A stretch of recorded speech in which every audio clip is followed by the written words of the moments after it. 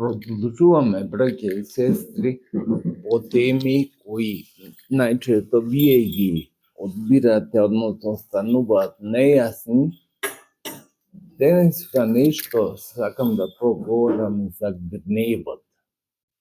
Гневот е една внатрешна сила или порив, кој може да биде употребен за добро и може да биде употребен за лошо. Треба да ги чуваме децата уште од мали од гневот, затоа што кога тие пројавуваат гнев, не знаат и да пројават воздржание. Сведоци сме били многумина кога во продавница детето ќе се расплаше до таа мера за родител да му купи чоколадот. И тоа е гнев. Гнев уште од најмлади години детето пројавува. Меѓутоа, ако не знае родителот да го усмери тој гнев, да стане гнев против гревот, а не гнев против луѓето, тогаш и кога ќе биде возрасен тој човек ќе го покаже тој гнев. Гневот е некако поврзан уште од најстари времења со жолчката на човека, или жолч го викаат, или гнев, кој не то колку е точно, меѓутоа еве да го и тоа да го имаме предвид, дека жолчката произведува гнев, ама гневот може да се исползува како ревност за нешто, кога ги штитиме другите. Со гнев војникот оди во војна. Ако нема гнев кон непријателот, лесно ќе биде победен. Ама ако гневот го искористи да си ја наголеми гордоста, да речеме и вика на сите, и тој се поставува во центарот на збиднувањето, тогаш во суштина гневот раѓа грев кај човека, зашто се поврзува со гордоста. Е во таквите случаи и затоа уште од младост треба да ги воспитуваме децата, да знаат да го распознаат кога може да заврши гневот во гордост.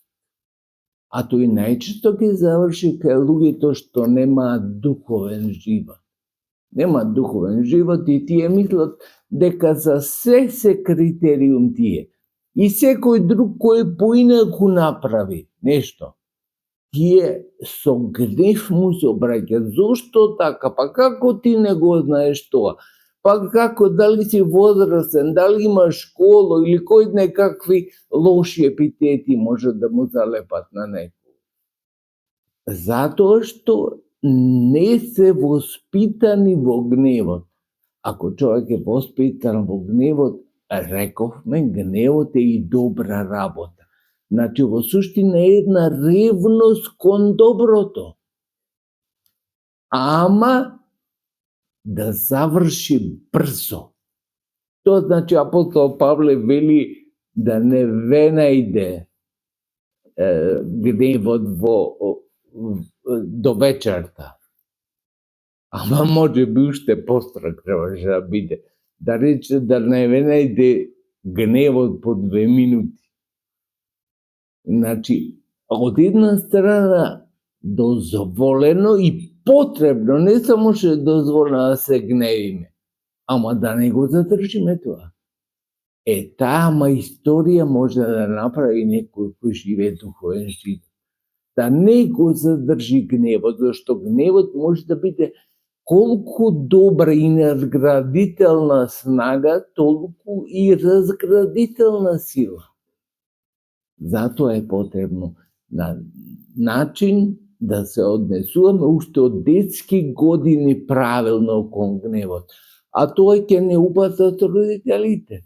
Не можеме како деца да знаеме што е полезно за детето и што е полезно за нас конкретно како деца.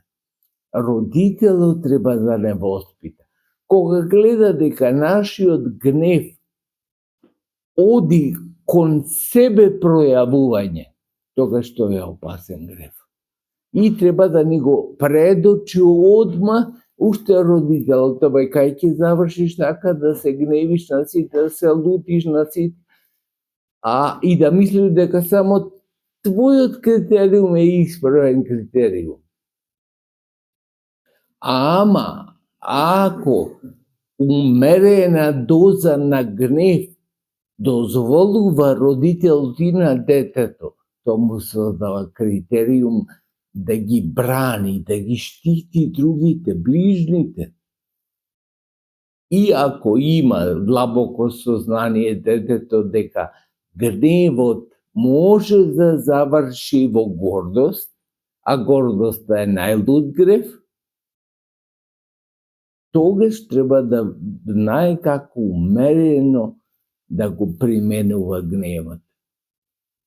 Затоа, браќи и сестри, кога се трудиме, гневот од една страна да не го отфрламе потполно, затоа што тоа е животна сила на многумина. Ама никогаш да не заведе, да не завземе гневот и да станеме слепи, да не можеме да ја видиме реалноста, затоа што сме заслепени од гневот. Гневот ги има тие, како и се во животот. И често пати го кажувам тој пример со ножот. Со ножот можете да пресечете леп, ама со ножот може да убиете и човек. Така исто и со секоја работа во животот. Гледате, гневот од една страна е полезен, а од друга страна може да води кон репрезентативниот грев, така да кажам, гордоста, кој е најопасен грев за човекот. Треба секогаш да се трудиме. Таа е животна снага, зашто гневот од една страна е, значи, животен порив, животна снага. Некој повеќе уште од раѓање го има, некој помалку, некој го вежба, некој подоцна му се јавува текот на животот.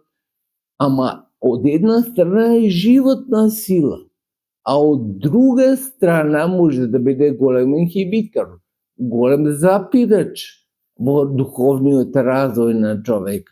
Зашто ако само премине, како што рековме, гневот во таков вид на грев дека само ние сме критериум за се, тоа е многу опасна дејност, а може многу лесно.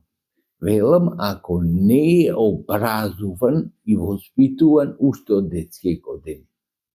Затоа е полезно родителите да минатата седмица, ако се сеќавате, имав проповед за воспитувањето, исто и сега нагласувам да не ги запоставуваме децата.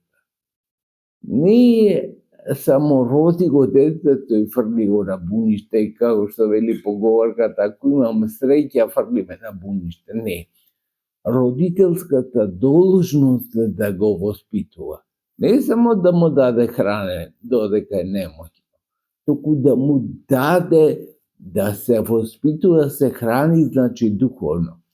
Тоа е многу важно, браќи и сестри, и секојаш тоа да го имаме предвид, затоа што духовниот живот почнува од најмала возраст. Немојте да мислите дека треба да направи 30 години човек па да почне со покаяние. Ако веќе како дете не ги усвоил некои работи, тогаш не е ни касно ни на 30 години. Ама замислете каква плодност би имале од детето од најмала возраст да навлегува во духовниот живот. Да сте здрави и живи, милоста Божја да биде на вас, таа да ве чува да храни во сите дни на вашиот живот.